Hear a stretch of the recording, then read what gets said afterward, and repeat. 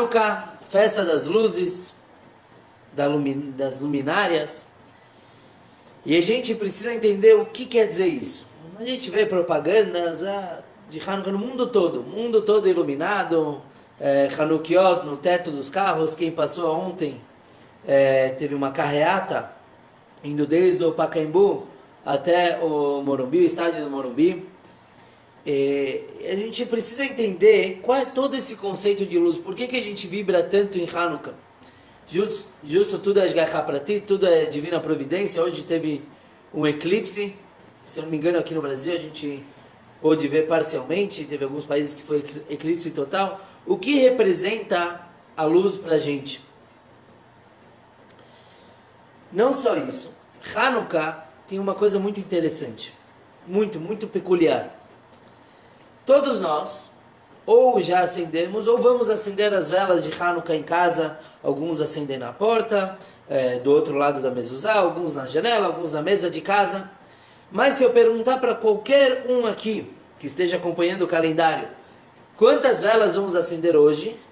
Vão responder 5 velas. Hoje à noite, 5 velas.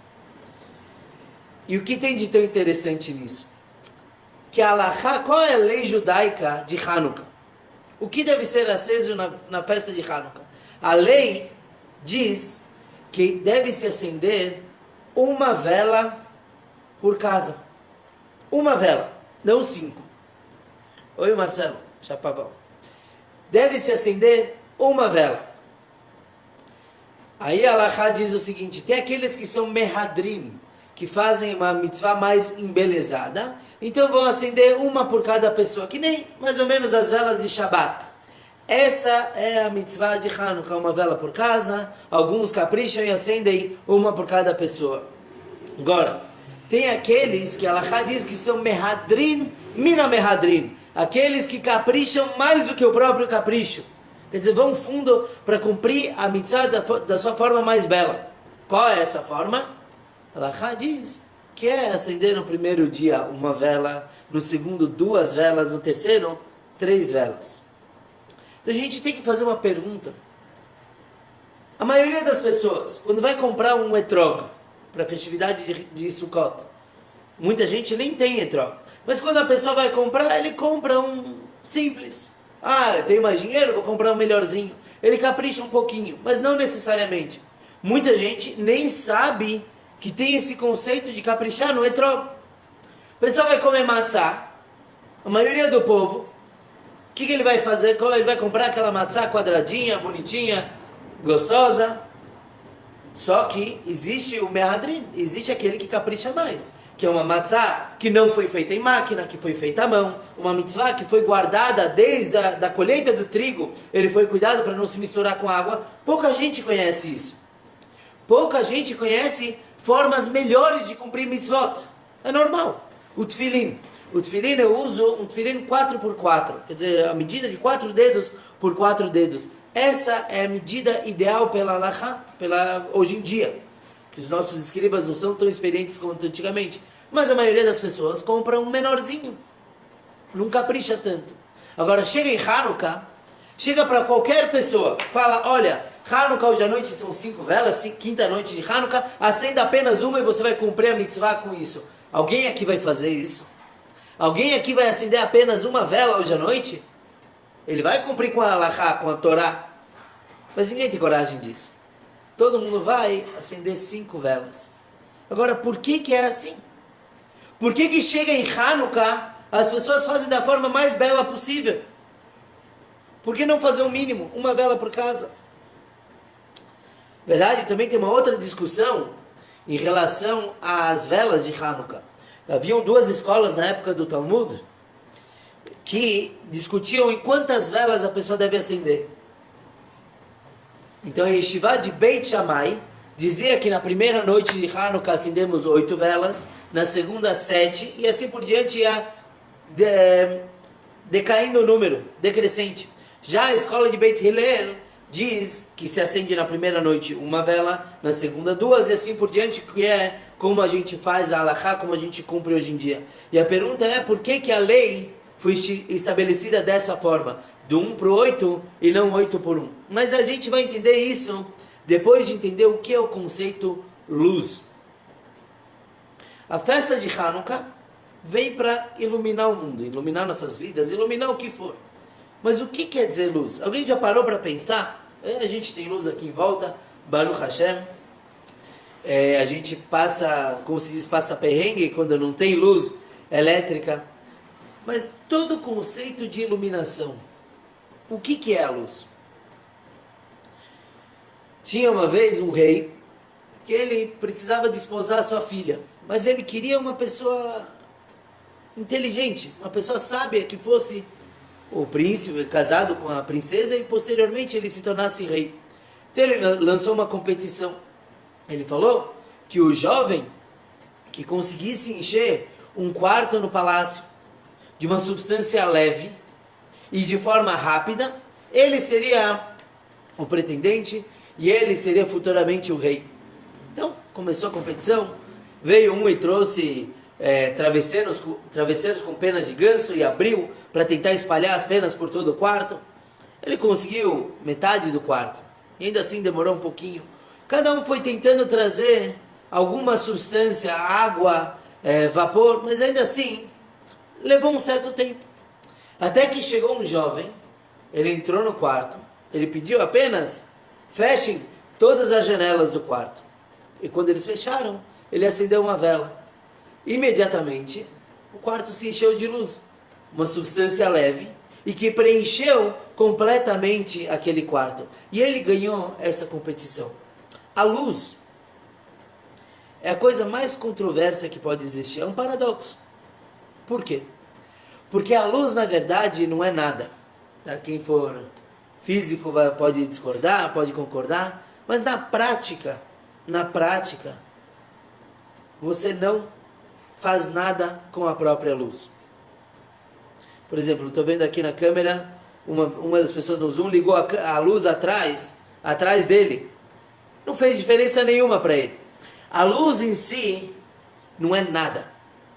Eu entro no quarto escuro e eu acendo uma luz, o que mudou no quarto? Nada. A única diferença é que agora quando eu vou andar no quarto, eu não vou topar com o meu pé no pé da cama e gritar de dor. Mas na prática, o quarto não mudou nada. A luz não muda nada. Por outro lado, a luz é o que possibilita você apreciar qualquer coisa que existe. A tal ponto, é tão importante a luz, que um cego, pela Halachá, em determinados assuntos, um cego é considerado como um morto. Porque ele não vê, ele não tem como desfrutar de nada do mundo de uma forma completa. Óbvio, não para tudo, mas tem algumas questões na Halachá que um cego não é considerado, a opinião dele. A luz, por um lado a gente falou que não é nada. Por outro, o Ayom Yom, o diário que o Rebbe escreveu com uma lição para cada dia, o Ayom Yom, no dia 6 de Elul, diz que o Baal Shem Tov, o fundador do movimento Hassídico, ele amava a luz. Ele amava, ele amava a luz. E por quê? Porque a luz, Or, em hebraico, é a gemátria, a numerologia de Raz, de segredo. A luz, ela tem uma relação forte com o segredo. Obviamente. A luz é o que revela a cada segredo. A luz também, por um lado, eu não consigo tocar nela. Por outro, quem estudou o Gênesis sabe qual foi a primeira criação do mundo. Deus foi criar o mundo. O que ele criou logo no começo? Vaihi Or. Foi a luz. Deus criou a luz. Se a gente pensar um pouquinho, por que Deus criou a luz no primeiro dia? A gente sabe que a luz, o sol, ele é muito importante para o crescimento das plantas, fotossíntese, é importante para os animais, para os seres humanos. Mas no primeiro dia da criação, não tinha nada lá. Por que Hashem criou a luz? Dos motivos é para mostrar, prestem muita atenção, é para mostrar que a luz não veio para servir os outros. A luz na criação do mundo não veio para que os animais pudessem enxergar, seres humanos, que as plantas pudessem crescer. Não. A luz é um objetivo por si só. A luz é uma criatura importante por ela mesma. Se só a luz existisse, já seria um objetivo alcançado. O que Hashem fez com essa luz da criação? Ele não pôde deixar que todos tivessem acesso, porque essa luz possibilitaria que um pecador, por exemplo, pudesse enxergar coisas que não é da conta dele. Porque é uma luz, uma potência tal que não existiriam paredes para aquela luz. Então Hashem pegou essa luz e ocultou dentro da Torá. Então por isso que a gente fala, quando uma pessoa ela estuda muito a Torá, ela se torna uma pessoa mais iluminada. O que quer dizer? A pessoa estudou palavras, ela se torna iluminada, é porque ela começa a ter acesso àquela luz. Uma história interessante, se não me engano, foi com o Rebbe Maharaj, o quarto Rebbe da dinastia Lubavitch. Ele morava na cidade de Lubavitch. E certa vez, na véspera da festividade de Shavuot, da entrega da Torá, veio um morador da cidade e falou: Rebbe, eu estou com problemas. Por quê? Meu business, minha parnassá, meu sustento vem de um pequeno hotelzinho que eu tenho aqui na entrada de Lubavitch. E eu não tenho convidados, eu não tenho hóspedes, perdão, eu não tenho ninguém. Então como que eu vou me sustentar, Rebbe? Me ajuda. E nisso ele falou para o Rebbe, só que o Rebbe estava no segundo andar da casa dele. Aí o Rebbe fez assim, olhou de uma forma forte, e ele falou para o homem: corre para o teu hotelzinho e vai preparar muita comida, porque tem muita gente chegando para passar Shavuot aqui. E era no dia véspera. Vai, compra travesseiros, colchões, porque você vai ter muita gente no teu hotel. Então ele saiu correndo, pegou todo o dinheiro que ele tinha para comprar o que precisaria para tanta gente que o Rebbe falou, e ele começou a preparar comida. Só que, depois de tudo pronto, não apareceu ninguém. Ele falou: oi, vem, eu gastei até meu último kopek, meu último centavo, para preparar para tanta gente, e não tem ninguém aqui na porta. Ele voltou para o Rebbe, ele falou: o Rebbe está no andar de cima da casa dele, talvez ele enxerga melhor. Ele falou: Rebbe, cadê todo mundo? Então o Rebbe falou: não, vai correndo, prepara mais do que você preparou, porque tem muita gente chegando. Ele falou: agora sim. Ele voltou, pegou empréstimo para comprar mais comida. Ele falou: o Rebbe está olhando lá de cima, então ele consegue enxergar que tem gente chegando. E não aparecia ninguém mais, ele tinha confiança no Rebbe. 10 minutos antes de começar a festividade, pararam carroças e carroças de Hassidim, de seguidores do Rebbe no hotelzinho dele, para se hospedar para a festividade. E Baruch Hashem, ele tinha tudo preparado. Quando acabou a festividade, 2 dias depois, esse homem ele foi agradecer o Rebbe, e ele comentou com o filho do Rebbe o que aconteceu. Ele falou: olha, teu pai conseguiu enxergar lá de longe, lá de cima, perdão, os Hassidim chegando. O filho do Rebbe falou: seu tolo, você acha que o Rebbe estava enxergando fisicamente pessoas chegando? Do segundo andar não dá para ver tanto assim, tão longe. Essas pessoas demoraram horas para chegar. O Rebbe, assim como o nosso Rebbe da nossa geração, na verdade todos os tzadikim, os justos, eles têm um acesso a uma visão que nós não temos. Por quê? Porque quando eles estudam a Torá, eles estão usando a luz da criação do mundo. É uma luz que a gente vai ter acesso, se Deus quiser, quando o Mashiach chegar. Então, quando o Rebbe vê alguma coisa, ele está enxergando muito mais longe do que corpos e paredes. É uma história, eu nem tinha anotado, mas lembrei agora, e é importante, porque é uma história que aconteceu com meu avô, Alav Shalom, o Naftali. Mencionei que foi o Yortzeit dele. E é uma história que aconteceu dele com o Rebbe, que muitos anos atrás, antes, se eu não me engano, muito antes até da minha mãe casar. Então eu não era nem projeto no mundo. E aí, meus avós foram passar no Rebbe de Lubavitch. E quem já viu um vídeo das pessoas passando nas filas do dólar, são milhares de pessoas, milhares. E os homens passam separados das mulheres. Então às vezes os homens iam na frente, depois as mulheres, às vezes era o contrário. Eu já tinha nascido, minha mãe está falando aqui. Tá bom. Depois eu preciso pegar o ano exato. Bom, então, qualquer coisa me corrige, mãe. Minha avó passa no Rebbe e ela pede uma brachá para o meu avô, para o marido dela. tem uma refuah shema, e o Rebbe deu a brachá. Passam, todo mundo vai passando, passam horas, né? E chega a vez dos homens. E aí, quando meu avô passa na frente do Rebbe, ele ia falar, ia pedir brachá para a saúde dele. O Rebbe falou, não, para você eu já dei através da tua esposa. Detalhe, meus avós nunca tinham se apresentado para o Rebbe. O Rebbe, assim, na teoria, nunca tinha visto eles. Como é que o Rebbe vê o marido de uma senhora que passou horas atrás e pediu brachá para ele? Como é que o Rebbe fala, não, já dei através da tua esposa? É porque a visão de um Rebbe, de um justo, de um tzadik, não só de Hassidut, Chabad, todos os tzadikim, a visão deles permite que eles vejam coisas que nós não temos acesso. Por exemplo, quem é marido e mulher? Isso está na nossa alma, não no nosso corpo. Eu nem uso aliança, como dá para saber com quem eu sou casado? No entanto, um Rebbe ele consegue enxergar isso na alma da pessoa. Quem é marido de quem? Isso é a luz. Como a gente falou no começo, luz por um lado não é nada, mas a luz é tudo. É a primeira criatura, a primeira coisa que Deus criou no mundo. E é do que o mundo todo se preenche. A gente tem que conectar isso com Hanukkah. Vamos pensar. A história de Hanukkah a gente contou semana passada. E os macabeus reconquistaram o templo e eles foram e procuraram um óleo puro para acender a menorá. Quem conhece um pouquinho do templo sagrado sabe que não tinha só o acendimento do candelabro da menorá no templo. Tinham várias coisas para fazer. Sacrifícios, incenso, tinha um banho ritual, tinha muita coisa que acontecia lá. Eles eram muito ocupados. Por que que a história de Hanukkah gira em volta do acendimento da menorá? Qual é a grande importância disso? Por que que eles foram atrás do óleo puro? Por que que eles não foram atrás de uma ovelhinha para oferecer um sacrifício? Os veganos que me perdoem.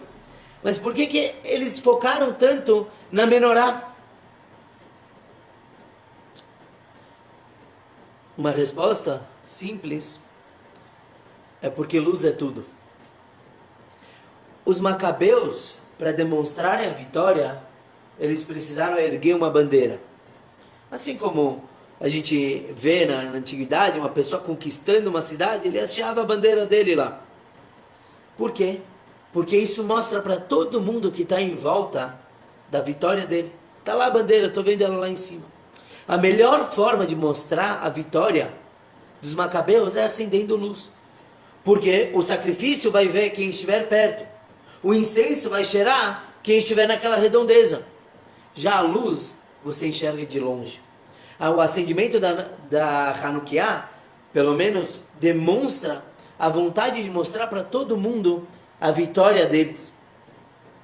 O Rebbe, ele traz, no dia 13 de Tevet, daqui a pouco, no Yom Yom, ele diz que quando você ergue um farol, se reúnem em volta dele todos aqueles que amam luz, porque a luz atrai. Esse é o conceito de luz. A luz, como um ponto central, ela vai atrair todo mundo que ama a luz. O que quer dizer amar a luz? Quer dizer amar a verdade. Quer dizer amar a transparência, a clareza. E por isso mesmo, a gente mencionou lá no começo, que a mitzvah de Hanukkah é a única mitzvah onde todo mundo cumpre da melhor forma possível. Só lembrando, a halachá diria para acender apenas uma vela, e todo mundo aumenta e vai acendendo uma, depois duas, três, quatro. Por quê? Porque na realidade nós amamos a luz. Nós amamos a verdade. Então a gente não vai se contentar em acender só com a forma mais simples da halachá. Pelo contrário, a gente vai tentar fazer da melhor forma possível. O que a gente não faz com a matzá, o que a gente não faz com o etrog, o que a gente não faz nem com o tefilim, nem com o nosso talit. Quantas pessoas não têm o melhor talit do mundo? Mas na hora de Hanukkah, ele vai acender da melhor forma. Por quê? Porque a luz é a essência. E não só isso. Se alguém lembrar, a gente falou a aula sobre Yom Kippur, Dia do Perdão. Estou ativando o som. O que a gente falou sobre o Yom Kippur? Que Yom Kippur se revela a essência da alma judaica. Então a gente está lá na Neilá, no final da reza, e naquele momento nossos sentimentos estão à flor da pele, e a gente está se declarando para Deus. É o momento máximo. Neilá de Yom Kippur. Por quê? Porque revela a essência. Aí veio o Rabino, alguns meses depois, e fala que Hanukkah é a essência. Não é uma contradição. No Yom Kippur, nossa essência é revelada independentemente da nossa vontade. Nossa alma vai brilhar. Nossa alma vai vibrar naquele momento. Não depende de mim. É a conexão da minha alma com Deus. Então naquele momento Deus está chacoalhando minha alma, eu vou sentir. Hanukkah, por outro lado, é nós fazendo a alma brilhar. Também é a essência, a mesma essência, mas é por nossa conta. Os macabeus, como a gente mencionou na aula passada, os macabeus fizeram questão de iluminar com óleo puro. Eles não precisavam, pela lei, não era necessário isso. Eles fizeram questão.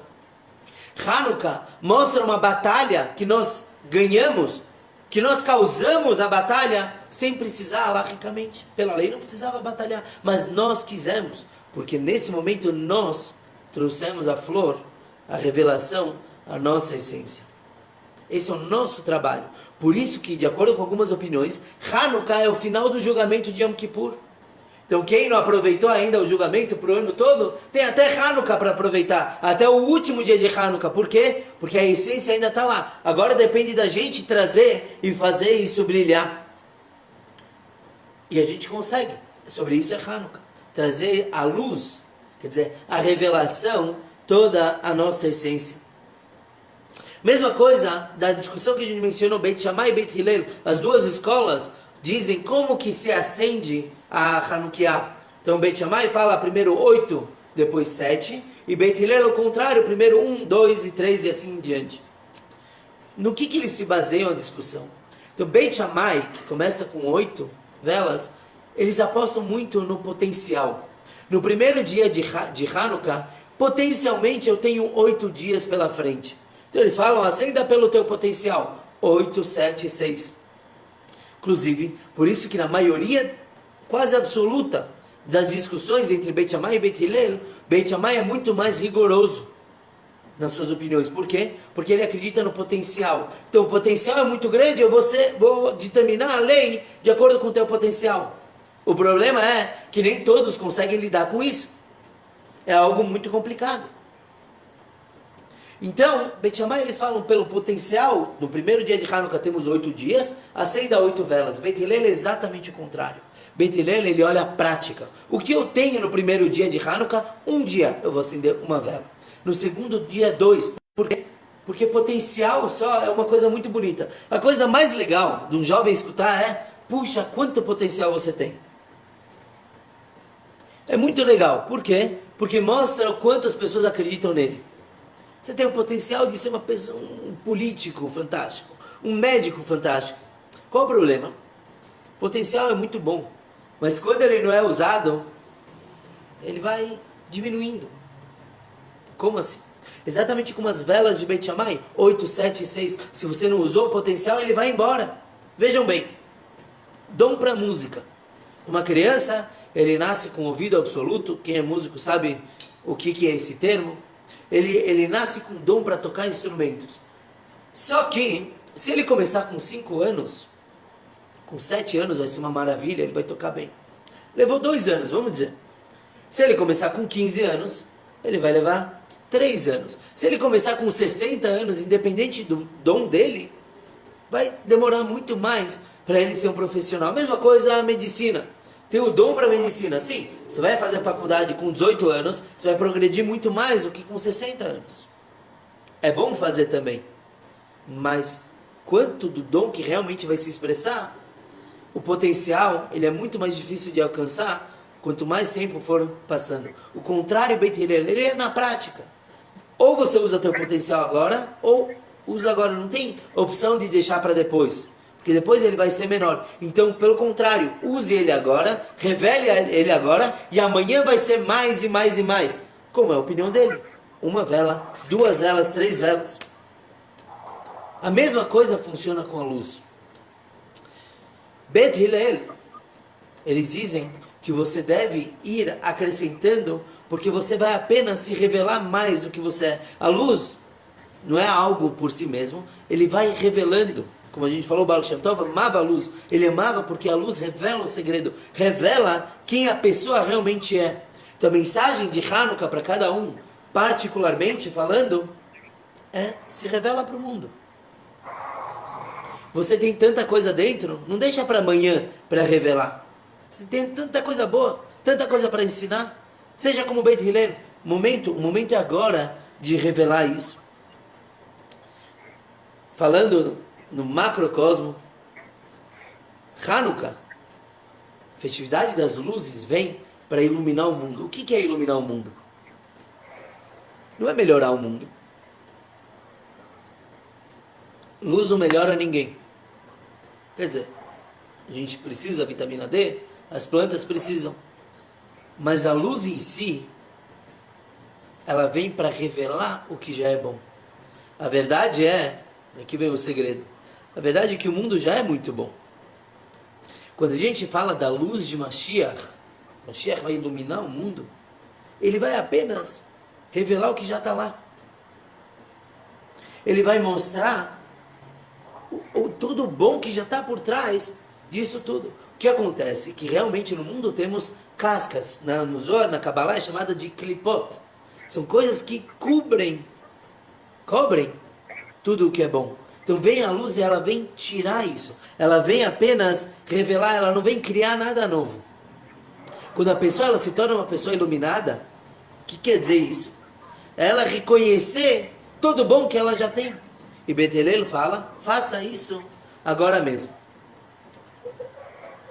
Só que, será que eu sou apto para fazer isso? Será que eu não tenho que ser uma pessoa muito elevada para poder iluminar? Será que eu não tenho que ter um cargo de destaque para poder iluminar todo mundo que está ao meu redor?